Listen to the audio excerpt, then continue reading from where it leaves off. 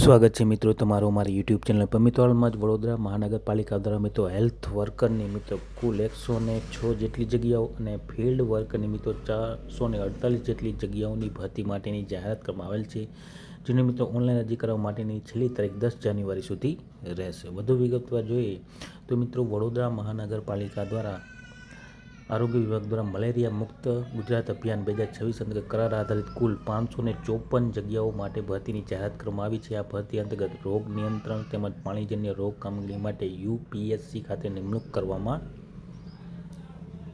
આવશે મિત્રો. અને પાલિકા દ્વારા મિત્રો જાહેર કરાયેલી ભરતી મુજબ પબ્લિક હેલ્થ વર્કરમાં કુલ 106 પોસ્ટ અને ફિલ્ડ વર્કરમાં 448 જગ્યાઓનો સમાવેશ થાય છે. ઉમેદવારે 10 જાન્યુઆરી 2026 સુધીમાં ઓનલાઈન અરજી કરવાની રહેશે. ટપાલ કે રૂબરૂ અરજી સ્વીકારવામાં આવશે નહીં મિત્રો.